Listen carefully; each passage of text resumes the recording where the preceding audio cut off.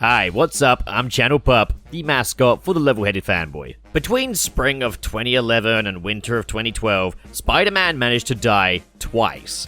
Both Ultimate Peter and 616 Peter were out of the game, with Ultimate Peter being replaced by Miles Morales and 616 Peter being replaced by Otto Octavius. It looks like Sony and Marvel Studios wanted to break that record with Peter dying twice in the same year, making this poor guy the Kenny of the Marvel Universe. Well, I mean, actually, that's not right. All superheroes are basically Kenny. That's just the way long-running comics work. We talked about Into the Spider-Verse, in which Peter Parker died last episode, and if you haven't seen that video already, please do check it out, as well as the rest of this retrospective. The playlist will be in the description, but no, Into the Spider-Verse was not the only film to kill off Peter Parker to release in 2018. Now hold your horses there, sir. If you like videos about Spider-Man and Sonic the Hedgehog and other pop culture foibles, be sure to hit the subscribe button and hit the like button to help get more content like this in the algorithm. That YouTube algorithm is a merciless mistress, and if you want to help to support the production of these videos, be sure to check out the Patreon link in the description below, and consider making a monthly pledge. Enjoy the rest of the video, partner. Avengers Infinity War. Oh boy, it's all been leading up to this. Now bigger than ever, the Marvel Cinematic Universe unites to take down a deadly foe, Thanos. He's been built up over the course of all of these movies, and he absolutely lives up to the hype, as did this film, which dealt a devastating blow to the Avengers, killing off tons of different characters. In the mix was good old Spider-Man, which means Avengers Infinity War would be the very first Avengers movie to feature the web-slinger, and he had a sizable role, working alongside Iron Man, Doctor Strange, Drax, Mantis, and Star-Lord, battling Thanos on his ruined homeworld of Titan. Spidey joins the adventure early in the film during the Battle of New York, and he tries to board Ebony Maw's ring-shaped ship, but passes out due to lack of oxygen. So Tony sends the Iron Spider suit up to help him to breathe and get him home. But Spidey isn't backing out. He can't be the friendly neighborhood Spider-Man if there is no friendly neighborhood. So, against Iron Man's wishes, he sneaks onto the ship and he's off to space, where it's now official, he is an Avenger. He gets some great action moments and proves to be pretty helpful when trying to get the Infinity Gauntlet off of Thanos, but all of these efforts are in vain. Thanos wins. He retrieves all of the Infinity Stones, snaps his fingers, and half of all life in the universe is reduced to atoms. And Spidey is a part of that 50%. Interesting detail, when the other characters die, they don't have much of an understanding of what's happening to them. It's sudden, yet Spidey can feel it coming early, and begins to panic. It's pretty harrowing to watch as he begs for his life before the inevitable happens and he crumbles into dust. So, the fact that Peter was so aware of his impending death could be attributed to the Spider-Sense. Infinity War features the first explicit appearance of the Spider-Sense in the MCU. A big part of Spider-Man Homecoming was Spidey trusting Tony's gadgets more than he trusted his own intuitions, so we never got to see the Spider-Sense, instead having him rely on the AI for most of the film. In Captain America Civil War, there are moments where you could assume his Spidey sense is at work, as his eyes grow wide shortly before being attacked by Redwing for one example. But in Infinity War, we get the first obvious use of the Spider-Sense, as the hairs on Peter's arm raise before heading into the Battle of New York. Moving over to Avengers Endgame, with Spidey now dead, Tony feels a great sense of responsibility, particularly for Peter, reinforcing why he overcompensated with him. But he is able to overcome this when he starts a family of his own with Pepper Potts. Nonetheless, the Avengers hatch a plan to restore the 50% of the universe's population and defeat Thanos once and for all. And so, the dead Avengers, along with Spidey, emerge from the portals to battle Thanos. Spider-Man Homecoming made a point of establishing a distance between Peter and Tony, with Peter misinterpreting Tony reaching for the car door for a hug, and Tony firmly stating, "We're not there yet." When Tony finally sees Peter again 5 years later, he hugs him, showing that Tony's care for Peter wasn't purely out of accountability. There was a genuine affection there for him. But of course, we know how this goes. Tony sacrifices himself to defeat Thanos once and for all, taking the Infinity Gauntlet and snapping Thanos and his army out of existence, the gamma radiation from the gauntlet killing him in the process. Peter, Pepper, and Rhodey stand by as Tony breathes his last breaths, and Iron Man is gone.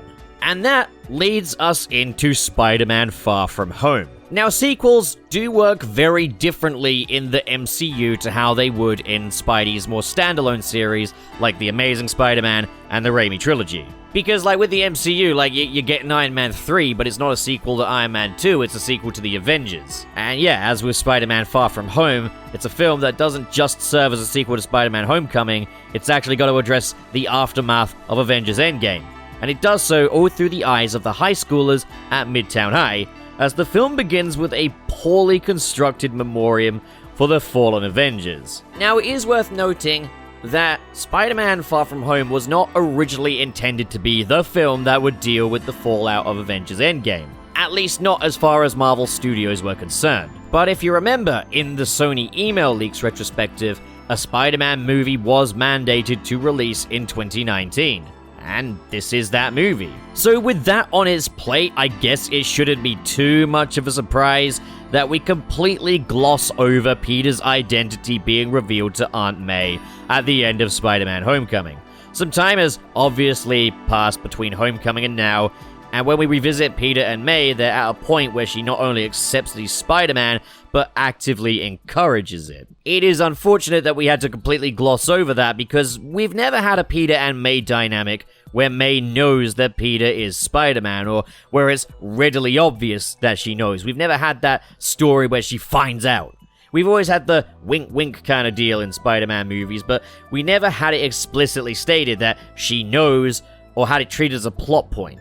There was an opportunity for something new here, but it's sadly an opportunity thrown aside while the film deals with the fallout of the Infinity Snap. It's by no means bad, but it's not ideal, and yeah, it's definitely a missed opportunity. Unfortunately, Aunt May is still being treated as an object of desire, this time for Happy Hogan, as there's a bit of a spark between the two, and I guess they're kind of a cute couple. Peter is getting calls from Nick Fury, but he's feeling conflicted about his future as Spider-Man. At the end of Spider-Man Homecoming, he was committed to being a friendly neighborhood Spider-Man rather than an outright Avenger. He stepped up for the Infinity War, and now he just wants a break. But the world, the media, S.H.I.E.L.D., Nick Fury, everyone is expecting him to be the world's new protector, the next Iron Man. The new sole survivor of the Avengers, Earth's mightiest hero. And Peter just needs a break from all of it. He just wants some time to be Peter Parker after being dead for 5 years. It's not outright Spider-Man no more, but it's a burnout story. Peter would rather use his Spider-Man persona to aid in fundraisers for the Feast Center to help with the post-blip displacement efforts, rather than face off against Avengers-level threats because he simply doesn't feel like he's cut out for that. He's not Iron Man, and he's constantly reminded of this everywhere he goes. There are reminders of the man who saved the world, Tony Stark. Fortunately for Peter, he has things to distract himself with. Peter's class are going on a trip to Europe, and he sees this as an opportunity to de-tense after everything and put together a life for himself beyond being Spider-Man. And so he plans to impress MJ on this trip.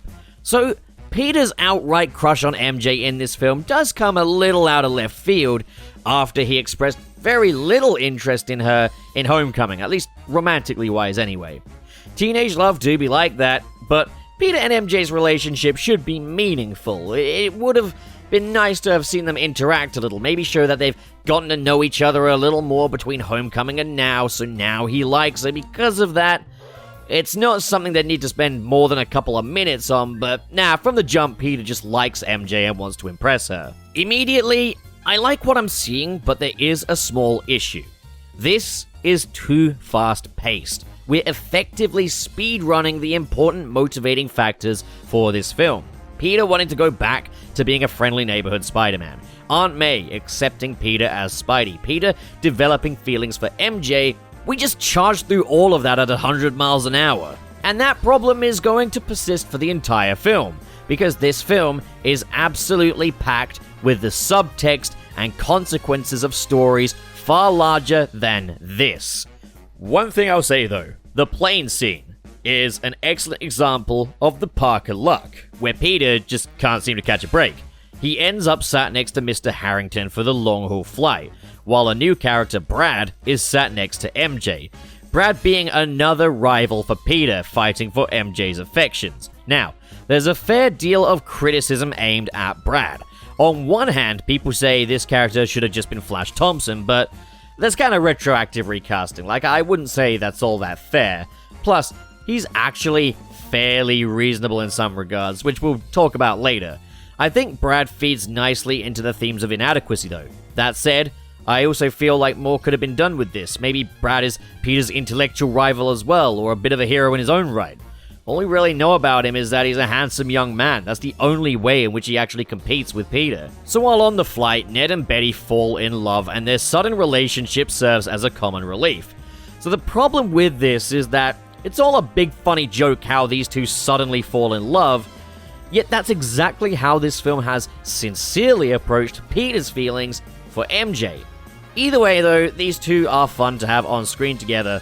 I also like the addition of a partner character for Mr. Harrington being Mr. Dell, played by J.B. Smoove. I loved J.B. Smoove in Curb Your Enthusiasm, and was thrilled to see him here. He's a fantastic comedic actor, and him and Mr. Harrington play off of each other really well. I think what Far From Home does a nice job of is emulating the charm of a National Lampoon's Vacation film. Once again, we're back to the old school comedy approach for Far From Home, and it does this nicely. While, yes, comedy is a pillar of the MCU, I like that the characters in MCU Spider-Man films are suitably more goofy and awkward than the characters that would populate any other MCU project. Ned, Betty, Flash, Mr. Harrington, and Mr. Dell are all great side characters. It's not too long though until the film kicks it up a notch, as Venice is under attack from Hydro Man, the Water Elemental. Peter quickly puts on a disguise and heads into battle, but naturally he's pretty useless when pitted against a Water Elemental. Fortunately, he's not the only hero present at this time. Enter Mysterio, a swashbuckling superhero. He shoots lasers out of his hands, just like Iron Man. He rocks a mythical-looking cape, just like Thor, and he makes quick work of Hydro Man. It turns out, this is what Nick Fury wanted to talk to Peter about, as he hijacks the entire school trip, kidnapping Peter from his hotel room, bringing him into a meeting with Mysterio, who is revealed to be Quentin Beck, a hero from another universe. His world was destroyed by the elementals, and Thanos' snap has brought them here. Mysterio chased them through, and Nick Fury is calling upon Spider-Man to join the battle. As leverage, Fury gives Spider-Man Tony's last gift for him, his Edith glasses. So the next stop on the field trip is Prague, because that is where the fire elemental will be. Nick Fury has completely taken control of Peter's class trip, and yeah, this is admittedly pretty out of character for Nick Fury. The elementals supposedly destroyed Mysterio's world, yet S.H.I.E.L.D. are bringing Peter, along with all of his school friends, into battle. Nick Fury is outright incompetent in this film, but don't worry, there is an explanation, and we will talk about that later when it's revealed. At the very least, there is a line of dialogue about how Maria Hill has been trying to get the government to evacuate Prague, so they're not completely stupid. Now, Peter does address concerns that if his classmates see Spider-Man in Europe, they'll put two and two together, and thus figure out that Spider-Man is on the field trip with them, therefore Spider-Man could be Peter Parker. It looks like Nick Fury is going to let him go based on that, and Mysterio will take care of things from here, but instead, Peter is given a new suit by a lady S.H.I.E.L.D. agent.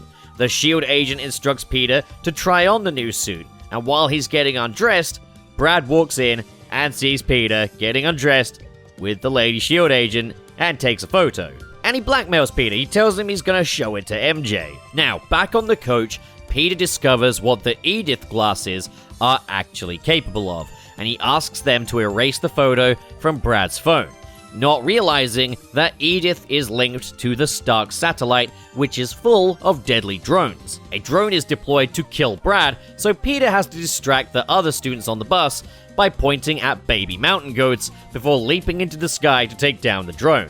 There's a gag about Betty Brant telling Peter that she's noticed, only to follow up by telling him that it was his new look that she noticed, as his hair is all scruffy and he's wearing the glasses. So okay, as far as the identity thing, Peter being able to maintain his secret identity by telling his classmates to just look the other way, basically. It's contrived as hell. I think deliberately so. The whole point is the amount of near misses in regard to the secret identity, and Parker luck being that, fortunately, everything always works out in the end. This scene is commonly cited as the worst scene of the film, and okay, I kinda get it. I do think that tonally, yeah, it's a bit too cartoony, bit too contrived, even for just what it's going for. The idea being that he comes so close to blowing his cover but gets lucky, okay, fair enough, but can we not do better than everyone just looking away because Peter told them to? I'm thinking a better idea would be for Peter to run into the coach bathroom, climb out the window, then take down the drone, while doing everything he can to stay on the roof of the bus and not be seen through the windows. Again, it's just too fast-paced. They're trying to do everything too quickly. The drone is taken down, Edith worked, the photo is removed from Brad's phone, while Brad tries to convince MJ that he definitely saw this and definitely snapped a picture. So rather than enjoying the street parties in Prague, Fury arranges for the students to be taken to an opera to keep them inside while the next elemental attacks. Peter does say that he is worried about his friends being in danger, and Nick Fury decides to be a manipulative asshole, saying Peter has no right to criticize when he almost blew them up with a drone on the coach. But here's the thing, Dick Fury. Peter's a kid that just wants to help old ladies cross the street. You're the director of freaking S.H.I.E.L.D., the biggest strategic organization in the world, and your strategy stinks. I'll bet that you didn't even cross-reference Mysterio. I doubt you're even the real Nick Fury. Also, way to change the subject. God, Nick Fury sucks in this movie. I hate Nick Fury. One minute he's all like, oh, you need to be the next Iron Man. The next minute he's like, clearly you're not ready, idiot. Like, what do you want from him? Peter is not asking to be the next Iron Man. So Mysterio is someone that Peter can confide in. He understands what Peter's going through, and he's critical of Nick Fury. He gives Peter that sense of security in himself that Iron Man could have offered, that he's not alone as a superhero, that he's right to want to remain a friendly neighborhood Spider-Man, and that Nick Fury is out of line trying to force him into being the new Iron Man. He serves as a source of validation for Peter. But the mission begins. So, Spider-Man in his new black stealth suit gets geared up to take down the fire elemental, Molten Man. But matters get worse as Ned, Betty, and MJ sneak out of the opera house, and Ned and Betty get on the Ferris wheel, just as Molten Man attacks. So now, Spider-Man and Mysterio must work together, not just to take down Molten Man. Spidey has to save Ned and Betty. To help him maintain his facade as a superhero who definitely isn't Spider-Man, Ned dubs him Night Monkey, a European Spidey knockoff. So while Night Monkey and Mysterio fight together side by side against Molten Man, MJ notices something fishy, when Spider-Man appears to pull a piece of drone off of the Ferris wheel. So MJ takes it with her. Mysterio sacrifices himself to defeat Molten Man, destroying him from the inside. Fortunately though, Mysterio manages to survive. So Nick Fury decides to manipulate Peter some more, telling him he needs to step up as an Avenger, go all in. There are no part-time superheroes. You either save the entire world or you save none of it. The war with the Elementals is over and won, but Nick wants Spider-Man on call, and he doesn't intend on leaving him alone. So Peter has to confront the idea of losing his entire personal life to being the world's savior. He's literally got the weight of the world on his shoulders. Recognizing this, Mysterio takes him for drinks. Now, there is something that strikes me as a bit odd about the fact that Peter has gone to such lengths as having an entirely separate superhero alter ego and suit to protect his identity, yet he sat at this bar without a mask on. I mean, okay, the Night Monkey suit is really just a pretty non-specific black outfit and is worn open like a jacket, and the chances are he won't be seeing any of these people ever again, so it is what it is, but the optics here are a little funky. Peter puts the pieces together. Mysterio should be the one to take Iron Man's place as the world's savior. He's the one who had the power to actually fight the Elementals, while Spider-Man was powerless against them. Mysterio can shoot lasers, he can fly, he's Buzz Lightyear, he's willing to sacrifice, just like Tony was. so he should be the one to take Tony's place, logically. Peter gives him the Edith glasses, and when Mysterio wears them, he bears a striking resemblance to Tony. It's almost like it was destiny or something. So Peter leaves, and then we get the big reveal. The bar is not a bar, the people there are all actors, Mysterio is a fraud. All of his powers, the elementals, are all illusions projected by drones. The damage is real, the casualties are real, the fatalities are real, as the drones are able to simulate the damage of the elementals using firepower and shockwaves. As for Quentin Beck, he's a former Stark employee. He developed an augmented reality system that Tony used in Captain America Civil War that could have been used for greater purposes, but was instead used as therapy for Tony over his dead parents. Quentin was fired because he was deemed unstable and did not receive credit for his inventions. The other people that helped with the operation are also all former employees that Stark screwed over, including my favorite of the bunch, William, whose presence in the MCU dates back to Iron Man 1. He is the man that Obadiah Stane loudly berated with a, for some reason, very iconic quote. Now, this scene should be the dictionary definition of an exposition dump, but it's handled with such gleeful enthusiasm that I can't really fault it. Jake Gyllenhaal turns into a scenery-chewing, larger-than-life villain in the blink of an eye. The gang are all toasting each other. Now look, as far as twists go, should it really have been a big twist at the halfway point of the film that Mysterio was the villain? Anyone who knows Mysterio would know that he's the villain. At the same time, though, these movies are not made purely with comic fans in mind, and Mysterio isn't quite as A-list as, say, Green Goblin, Doc Ock, Venom, or even Electro. Not outright obscure, but definitely not an A-lister as far as the general consciousness goes. As someone who knows Mysterio already, heck, he's my favorite comic book villain of all time, this works. What makes it work is that Spider-Man has put all of his trust in him. He trusts him more than he trusts himself. The danger ramps up, and we really feel it when we get to the twist. It's not necessarily surprising, but it's a gut punch, so it's still impactful. I also appreciate that this twist doesn't wait too long to materialize, coming in at exactly the halfway point. A problem I often have with twist villains is that we don't spend enough time with their villainous personas, meaning we miss out. With Mysterio, fortunately that's not an issue, as there's still plenty of movie left by the time he's revealed. So following the incident in Prague, the school trip is cut short. The flights are being booked for the return home. Peter won't get his chance to wow MJ in Paris, the city of love. But he does get a chance to hang with her for a bit, and the two have been needing it. It's a nice bit of time to explore some of MJ's more historical interests in the trip. Peter wants to confess his feelings to her, but she tries to preempt his confession by telling him she knows he's Spider-Man. She's pieced it together. Washington, Night Monkey, all of it. It seems to turn out MJ wasn't really interested in Peter for Peter, but because she suspected that he was Spider-Man, which Peter's a little taken aback by, naturally. MJ shows Peter a piece of the drone she claimed from the Molten Man fight, and it starts acting up, revealing a projection of a new elemental and Mysterio battling it. Peter susses out the elementals were fake, Mysterio's a fraud. With MJ now in on Mysterio's secret, Peter reveals to MJ that he's Spider-Man, and it turns out MJ wasn't actually as sure that Peter was Spider-Man as she led on and was just dicking him about. I do just want to say, I really like this depiction of MJ. This MJ is not like comics MJ. She's effectively a brand new character, and I mean, yeah, she is. She's not Mary Jane, she's Michelle Jones. She's not a supermodel or an actress, at least not yet. I do kind of hope that we're not abandoning that out of some delusion that women can't pursue professions in entertainment and modeling and be strong characters at the same time, because that would be regressive. I say that because Spider-Man PS4 also ditched MJ's classic profession in favor of making her a journalist with zero common sense that takes Spider-Man for granted. This MJ is a good character. She's not too socially adjusted, a total introvert, pretty solitary, that likes to just kind of play around with people for her own amusement, but in a benign, harmless, and silly way. She's got a dark sense of humor, dark interests, and yeah, she's a total cynic. Which makes for a nice dichotomy between her and this plucky, more well-adjusted Peter. Kind of a bit of a switcheroo on the typical Peter-MJ dynamic. Fun, new twist, and again, different doesn't mean bad.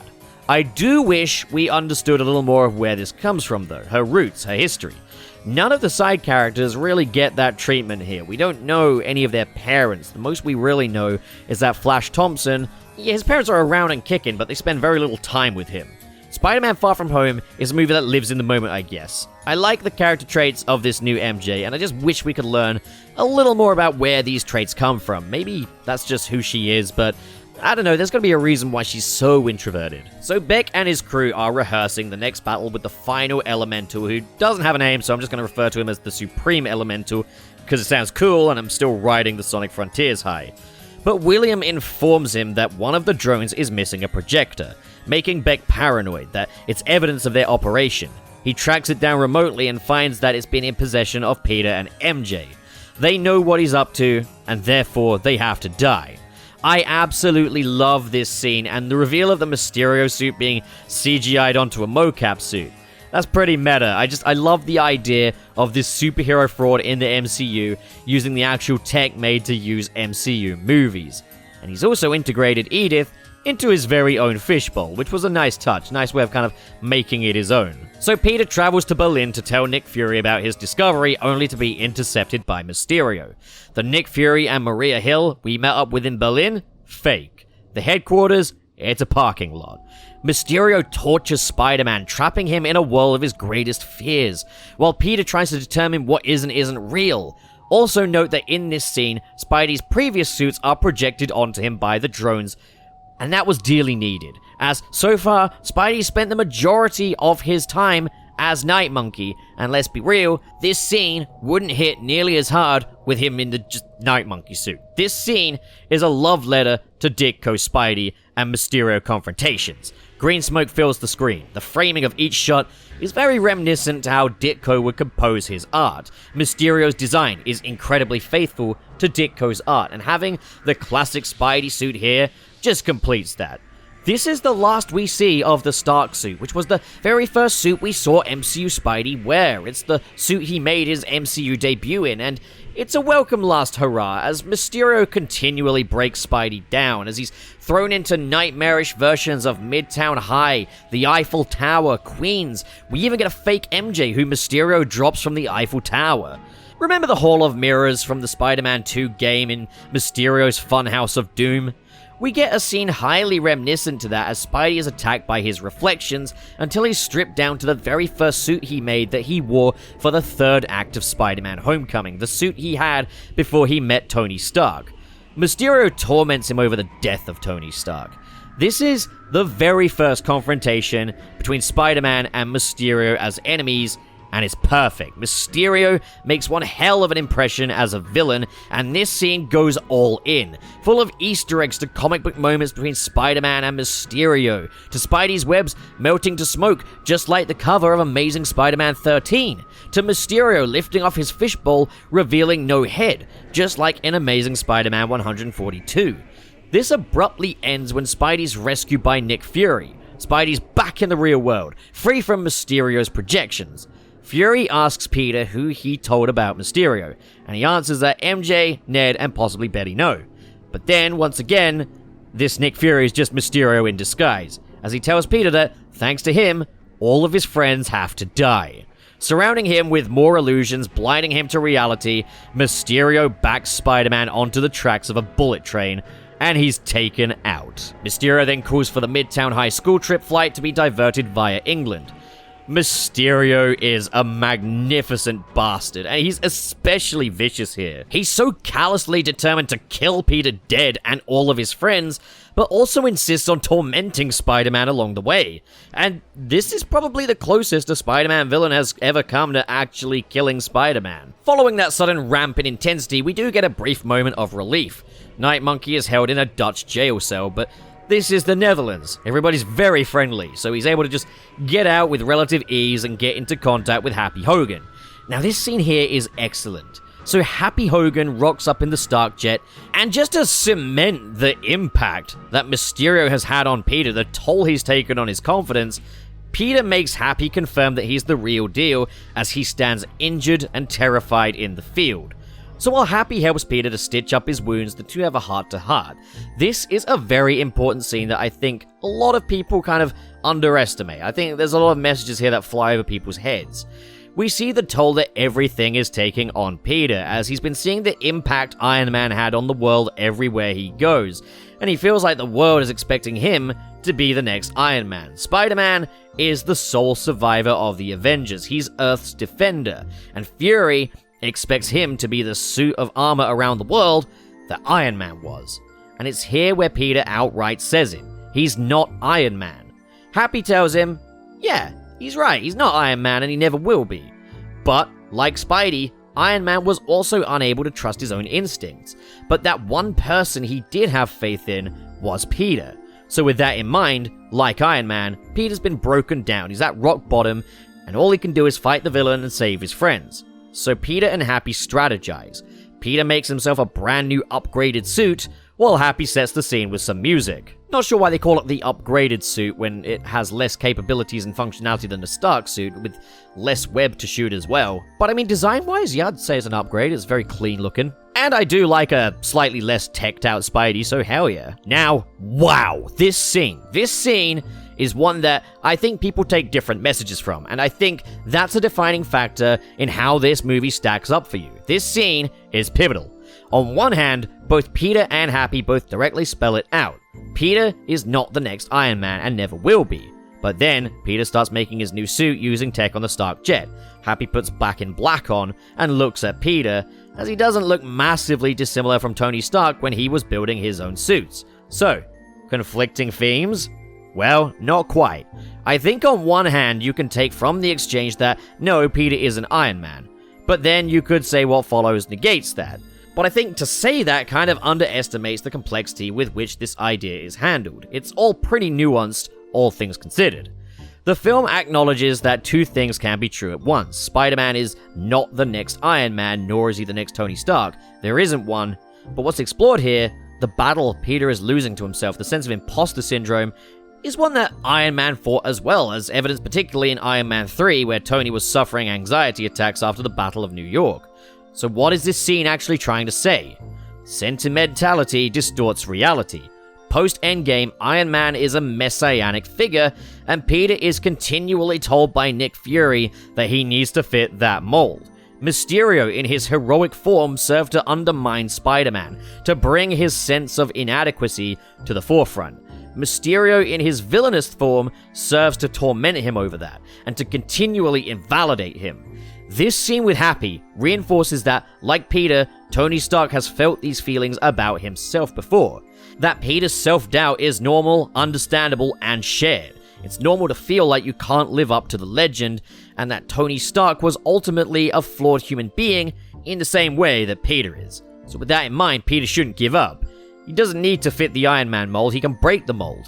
Spider-Man doesn't need the weight of the world on his shoulders, he just needs to stop Mysterio and save his friends. As for the music choice with Back in Black, well, yes, it is the song that played at the start of Iron Man 1, but it is also the song that played at the very start of the MCU.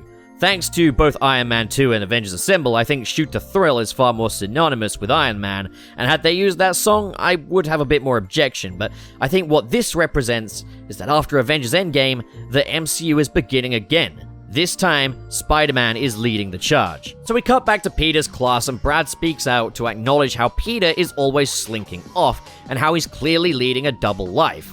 MJ, Mr. Harrington, and Mr. Dell basically told him to mind his own business and shut the fuck up. And so they move on. So I'd say that this scene here is just as egregious, if not more so than the coach scene. Again, it's contrived, it's overly convenient. It'd be one thing for Mr. Harrington and Mr. Dell to just ignore Peter's absence, but Brad has a good point. They are in Europe, very, very far from home. They're getting on connecting buses, trains, and flights, all to get home, and Peter isn't there. It's outright brought to their attention, and they just give Peter the benefit of the doubt and tell Brad to shut up, when the entire reason they're abandoning the trip is due to elemental monsters rising from the ground to attack, devastating cities and towns. This is just outright contrived, and makes Mr. Harrington and Mr. Dell two incredibly incompetent teachers, beyond just a comedic level. Hi there, Pup from the editing stage again. I just need to make another quick clarification.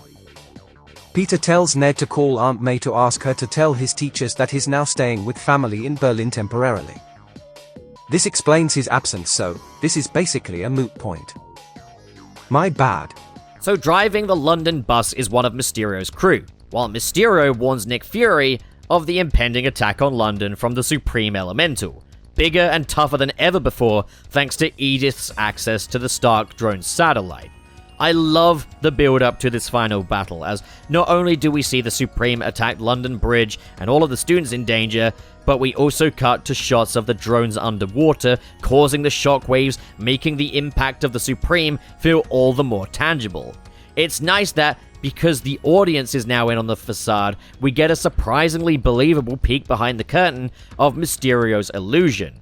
Nick Fury continually asks Mysterio for updates as he battles the Supreme, and this is where Mysterio slips. His writer has to come up with a response on the fly, and at this point, it's just too contrived, and Nick Fury no longer suspends his disbelief. It's all very meta, isn't it? The way they're handling Mysterio is all very meta. So Nick Fury and Maria Hill witness Spidey free-falling into the battle in his new suit of his very own as he heads straight into the belly of the beast, directly into the Supreme, where inside the drones are all at work.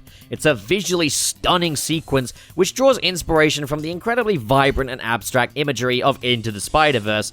And yeah, if you're gonna draw inspiration from that, then big thumbs up from me. And now's the perfect time to do so, as Mysterio is a very visual villain. Beck clocks Spidey breaking the drone's formation, causing the illusion to glitch and break down.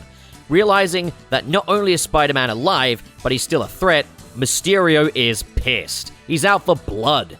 He sends drones to kill Nick Fury, destroy the Stark jet, chase down Happy and Peter's classmates, and attack the general public. The original plan for the Elementals is over and foiled. Now on to Plan B, a drone terrorist attack in London. The illusions are over. This is no longer between Spider-Man, the Supreme, and Mysterio. This is between Spider-Man and Beck. No illusions, just packing a ton of firepower. The drones chase Happy and Peter's friends into the Tower of London as they hide and try to fend them off. As they all prepare for their eventual demise, they confess their regrets. This is a really brief moment, but I do really like how we take this moment to have these characters show their true colors, even if it is just brief, particularly MJ, who confesses her own social issues.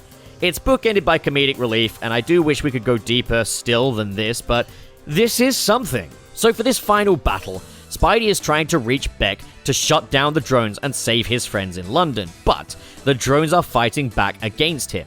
So it's Spidey just being hit with a constant barrage of bullets, shockwaves, he even gets a few cars thrown at him, flamethrowers, the works. He's just taking all of the abuse here. And he's just fighting off this horde of death machines designed by his genius idol, controlled by the total sociopath that he once trusted. And I love that this scene really makes the most out of that premise. It's a high-flying kinetic spectacle as Spider-Man uses his ingenuity to take out the drones. There's seemingly no escape from Beck's forces, but Spider-Man is on top form. He's absolutely unstoppable, and it's ramped up a notch when he runs out of webs and has to find a way to reach Beck without his webs available. He propels himself upward using the London Bridge scenery and a shockwave from one of the drones where he has Beck cornered. But then Beck uses the drones to blind him to the real world around him. At this point, Spider-Man puts full faith in his spider sense, or as this film calls it, Peter Tingle, as he battles his way out. Beck dismisses Edith's safety protocols and finds himself in the crossfire of his own drones, defeating him. Spidey goes to Beck as he lay writhing in pain from his bullet wound. Beck relinquishes the Edith glasses to Peter, but Peter knows it's BS and detects that this Beck is an illusion, and that the real Beck is behind him, ready to shoot him in a last-ditch effort. Peter grabs the gun and swipes Edith, and it's an epic moment. Beck is completely defeated, and Peter uses Edith to shut off all the drones, saving London and his friends. Beck appears to die from his bullet wounds, with his last words being that people will believe anything. Peter asks if this is real, and Edith responds telling him that all of the illusions are shut off. We'll revisit this subject a little later on. So MJ runs to Peter on the bridge, and the two share a little smoochy smooch. Now dating, they return to New York, and we see that Flash's parents aren't there to pick him up. Spidey gets a triumphant final swing, just like old times, and this also marks MCU Spider-Man's first proper swing through the skyscrapers of Manhattan, and boy does it ever feel good and rewarding to see him reach these heights. This final swing is a lot of fun as well, as MCU Spidey does things a bit differently to how Tobey Maguire and Andrew Garfield's respective Spideys did. We don't just see him swing, we see him deploy his web wings to glide, we see how he takes selfies as he goes, how he texts MJ, and it just adds a lot of extra character. It's just a lot of extra layers here. I do think those layers can perhaps get a little intrusive at times, like, I still think it's cooler seeing Spider-Man swinging around just as Spider-Man, rather than seeing him swinging around with his phone in his hand at all times. But still, it's a character moment. I get what they're going for. Like, each Spider-Man has their own way of doing the web swinging thing. You know, Tobey Maguire's is very graceful, very floaty. Andrew Garfield's is very athletic and sporty. And Tom Holland's is just very ADHD as he's constantly being distracted by everything. Cool, I'm fine with that. Where's Peter swinging to? A date with MJ. And the date? The skies of Manhattan, and boy does she not enjoy web swinging. So it all seems like a happy ending. Mysterio's defeated, the kids are safe, he got the go. But we've obviously got 2 credit scenes left to go. The first one, the mid-credits, serving as more the true ending of the film. As Spidey and MJ land, a news report plays on one of NYC's many giant screens. Footage of Mysterio's death, manipulated, edited, revealing Spider-Man as in control of the drones that attack London. And not only that, Mysterio reveals Spider-Man's true identity to the entire world, ending this story on a major cliffhanger just when things were going so well for old Webhead. This footage is also presented by none other than J. Jonah Jameson, with J.K. Simmons reprising his role as the Daily Bugle's editor. I watched this in a European cinema. In Europe, we don't really cheer at movies, it's more of an American thing. We are a miserable people, but people cheered loudly when they saw J.K. Simmons return. Like, I heard more cheering for this than any moment in Avengers Endgame when I saw that on opening night. That's the power of Spider-Man. This is quite a different take on the Daily Bugle and J. Jonah Jameson, with it clearly drawing inspiration from InfoWars. The entire setup is reminiscent of InfoWars, and Jonah has much more of an Alex Jones-inspired appearance. Now, on one hand, I am happy and grateful that they got J.K. Simmons back as J. Jonah Jameson, because I don't think anyone else could ever play that role as well as he does. He's born for that role. But I've got to make a quick critique here. I don't like how modern interpretations of J. Jonah Jameson will often draw inspiration from Alex Jones. Insomniac's take on JJ did the same. Here's the thing. J. Jonah Jameson is a bit of an asshole. He's arrogant, he's got it out for Spider-Man, he pushes his own narrative when it comes to Spidey. But he's also a principled man. He's stepped up to protect Peter on numerous occasions. He's more just a flawed person. Then there's Alex Jones, a man who harassed the families of the Sandy Hook shooting fatalities, denying the event, and incited harassment of them by his followers. Don't insult J. Jonah Jameson. J. Jonah Jameson is not Alex Jones. One is a flawed guy paranoid about the dude who shoots webs out of his wrists. The other is genuine human filth. That personal reservation aside, though, this is going down in history as perhaps the most game-changing, anxiety-inducing mid-credit scenes of all time, and it's just an excellent cliffhanger to end this film on. Imagine being one of the dumbasses, though, that still leaves the cinema before the mid-credit scenes with MCU movies, and then just going into Spider-Man No Way Home wondering what the hell is going on. This scene is vital. It's the true ending. It's the bad ending. It does also give some payoff to the constant near misses with Peter's identity and this film. He gets incredibly lucky in this film with incredibly contrived ways of keeping his secret identity secret. So to have Mysterio at the last minute just reveal his secret identity to the world, that's an excellent subversion. As for the post-credits scene, there's no relief from that. You're still absolutely left reeling by the identity reveal. However, if you notice that Nick Fury and Maria Hill seemed out of character, well, that's just because they weren't Nick Fury and Maria Hill.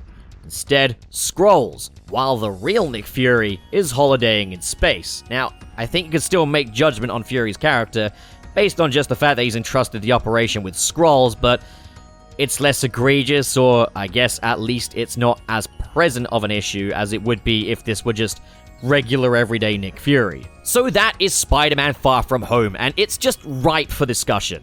I remember all of the theories about how they'd solve Spider-Man's identity reveal, whether or not they'd just sit with it. I was worried that they'd keep Peter's identity revealed, and the reason this worried me was simply that I feel the secret identity is a major contributing factor to Spidey's individuality within the MCU. Other MCU characters have public identities, and I just don't see any merit in trying to enforce uniformity onto every superhero in your universe. Fortunately, that obviously wasn't the case, but that's a conversation for another day. So, is Mysterio dead?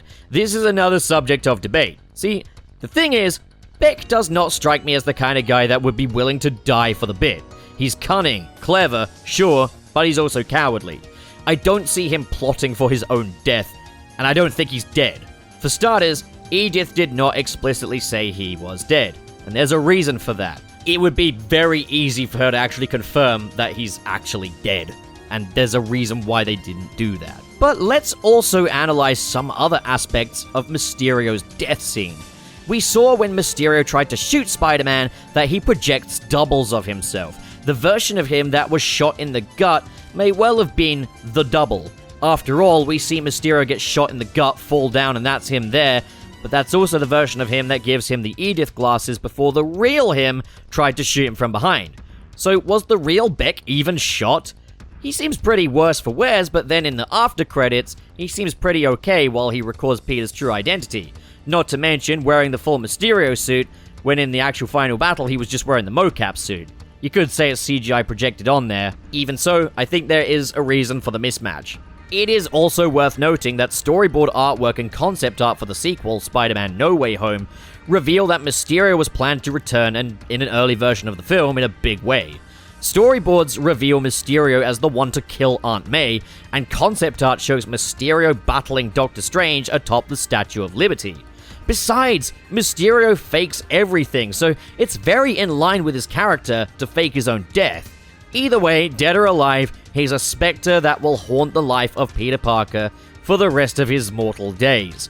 He's the villain who finally outsmarted Peter and won. So theories aside, let's talk about what we have here with Spider-Man Far From Home. Let's talk about it as a film. As among Spidey fans, this one is pretty divisive. I think it is fair to say that Spider-Man Far From Home has some issues. It's a missed opportunity to gloss over Aunt May discovering Peter's true identity. It's incredibly convenient that revisiting these characters, Aunt May is just completely at peace with Peter being Spider-Man, particularly how after in Spider-Man Homecoming, we established that Aunt May was very protective of Peter and didn't appreciate him keeping secrets from her. The pacing of this film is incredibly fast, and I think it could afford to slow down a bit and spend some more time with the characters. I'll say this, it does more than the bare minimum with its characters. I feel like it could spend even less time and still be a solid film, but we only really know the characters of Ned, MJ, Betty, and Flash vicariously through Peter. We only really see his interactions with them, so we know very little about their own goals, their own interests. I don't view this as a problem so much as something I would have appreciated some expansion upon. Consider, I guess, Code Amber is one of those things where it's just, I'd appreciate if they'd aim a little higher. In terms of Code Red critiques, though, yeah, the contrived moments like the coach scene, it's just sloppy. Not enough to ruin the film, but these are very sloppy moments. Spider-Man Far From Home is not as meticulously crafted as Spider-Man Homecoming. It's a little sloppier in areas, a little more contrived, and the pacing doesn't do this story its full justice, and is not helped by the fact that this film had to be built upon the aftermath of Avengers Endgame. We are seeing some of the detriments of the MCU sequel model starting to bleed in here. With all that being said, I think the highs for Spider-Man Far From Home are very high, and it is still a step up from Spider-Man Homecoming in various aspects. I mentioned that Homecoming didn't really compare to previous films in the action department, as it was quite a low-to-the-ground film. The action just really wasn't all that ambitious. Spider-Man Far From Home absolutely steps things up a notch in that department. The battles against the Elementals were thrilling, but the real highlights were Spider-Man's battles with Mysterio in Berlin and London. The action is high-flying, intense, and kinetic, and of all of the MCU Spider-Man films so far, I'd definitely say that Spider-Man Far From Home has the least CGI issues of the bunch. I mentioned that Homecoming could look a little ropey in spots. There's a notable improvement in Far From Home. The only scene that really looked all that computer generated was the Berlin scene, and go figure, it's literally CGI in universe. And even then, it's still a few notches up from Homecoming CGI doubles. Like with Homecoming, I have no issues with Spider-Man Far From Home choosing to distance itself from Spider-Man's origin story. Once again, there's no mention of Uncle Ben or radioactive spiders or any of that, and that really is fine by me. The closest you get is Ben Parker's initials on Peter's suitcase. There's just a little nod, and I think that's tasteful enough. I know that there are folks that do take issue with the fact that the suitcase gets destroyed and it's just brushed off, but there's a lot of mementos and inheritance getting absolutely blown up in this film, including the iconic Stark suit for Spidey. Rest in peace, you absolute beauty. Though I must say the upgraded suit is a worthy successor. Speaking of suits though, did we really need Night Monkey and a stealth suit? Nah, you could have gotten away with just having Spidey rocking the Stark suit, and I probably would have liked that better. MJ pieced everything together anyway, so in the long run it was kind of just pointless. You could have had Fury just insist upon Peter helping, and to hell with the disguise. Just an excuse for toy sales, I guess. But in regard to the contention of Ben's suitcase being blown up and Peter not really reacting, I'll be real, I don't need to see my guy mourn a suitcase to recognize Spider-Man's origin story.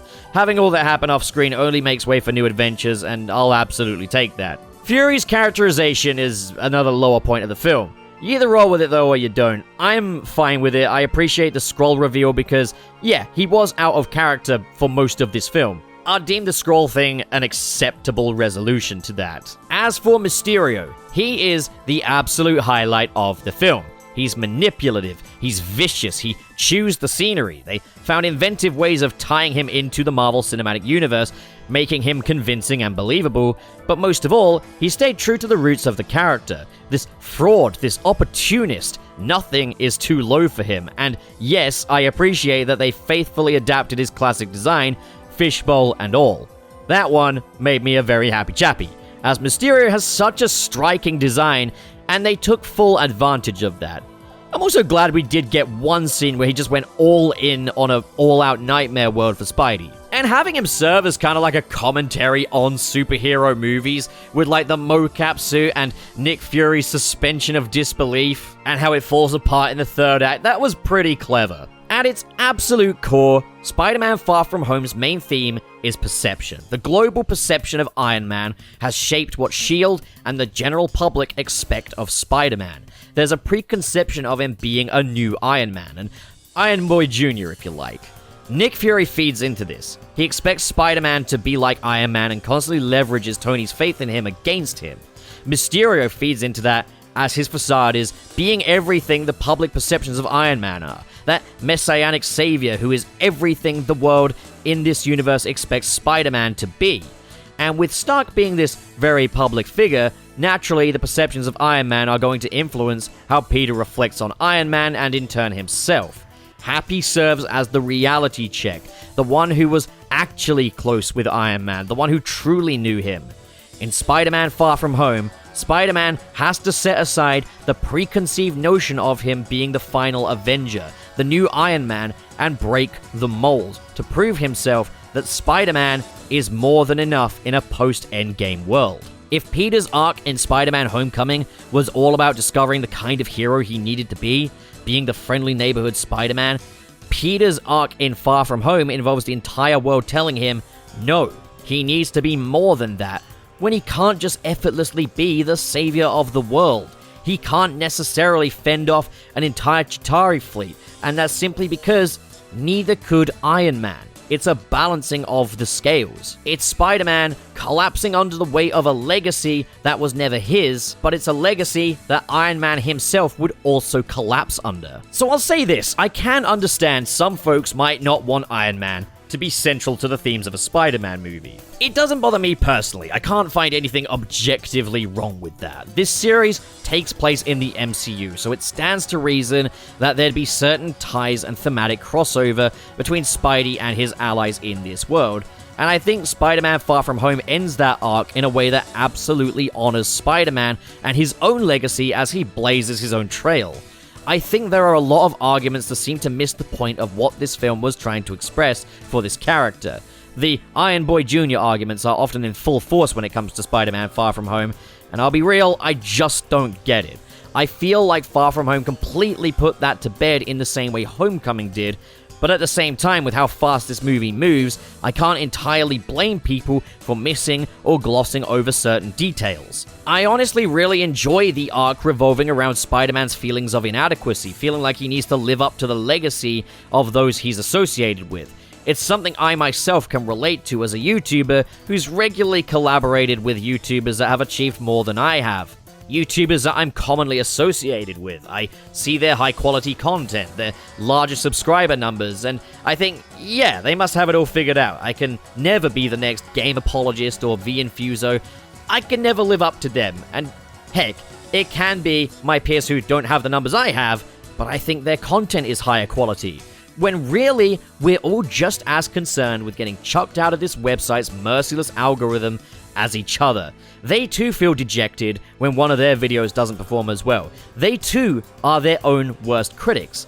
But at the same time, I'll never get my own silver play button by being the next game apologist. I have to do it by being channel pup. But we're all YouTubers at the end of the day. We all edit our videos on computers, and so again, two things can be true at once. I'm not V-Infuso, but that doesn't mean we're not alike in various ways. So the message is fundamentally, don't collapse under the weight of someone else's legacy. And in the end, that message is not too dissimilar to Into the Spider-Verse. What makes you different is what makes you Spider-Man. Sure, Iron Man is central to the theme of the film, but it's all in service of Peter Parker. Again, it's quite a complex movie that embraces the concept that two things can be true at once. I understand why people might not like this movie. Maybe the arcs feel too similar to last time. Fair enough. Maybe you'd rather have something with more ties to Spidey's origins. Fair enough. Maybe the MCU feels intrusive to Spidey. Fair enough. There's a lot of different perspectives. But I think to be truly fair on this film, you've got to be willing to leave your preconceived notions of Spidey at the door, because that's a major theme in this film. It's Spidey breaking free of the narratives that surround him, and whatever superficial differences there are between this and whatever version of the source material I most gravitate towards are ultimately unquantifiable as far as the quality of the film goes.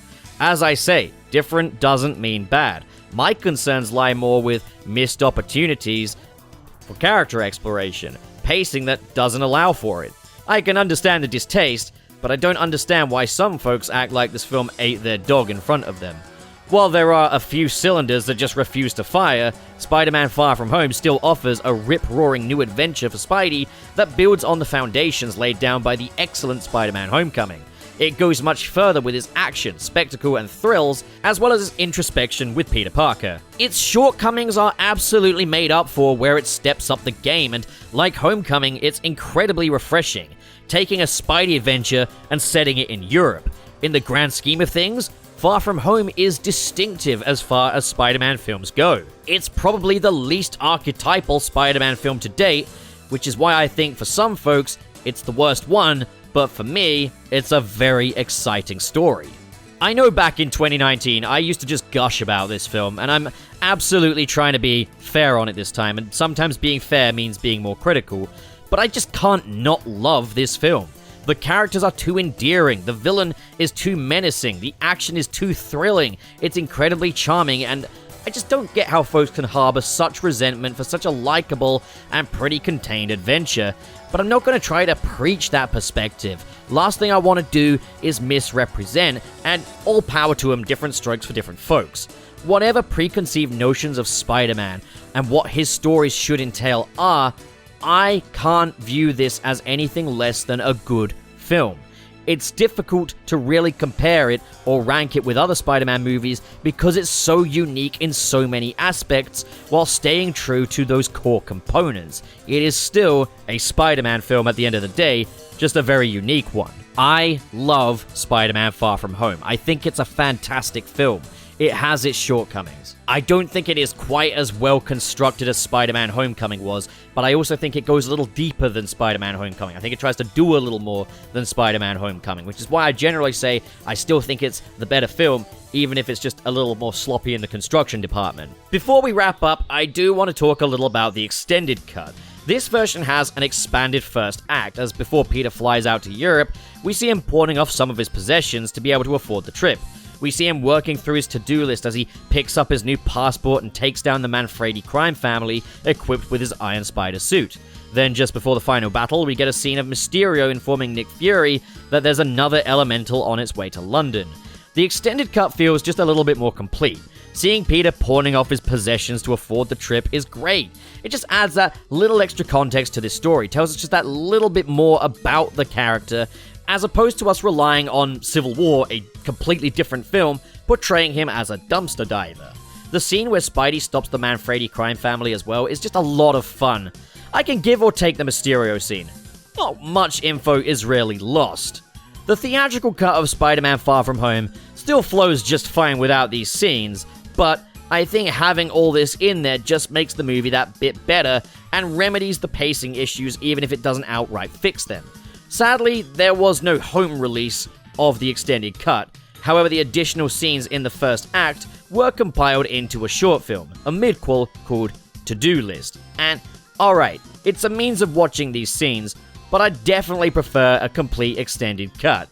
Ah well, when a studio wants to milk the box office, it makes sense to nickel and dime a few scenes. The basic cut is still fine, and at least we can see those deleted scenes. I'm just not big on the business practice of trimming off a few cuts of meat for an extended release. So that is Spider-Man Far From Home. What do you think of this movie?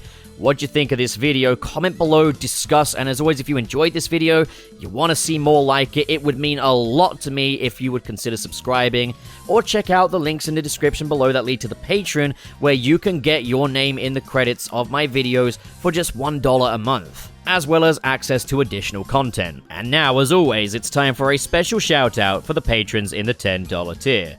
Their names are as follows: Carol Bennett, that's Jordan, Ken K, Legendary Ray Ray, Dr. SP with your PSA for the week. Be sure to brush twice a day. Or don't, what do I care, I'm not a dentist.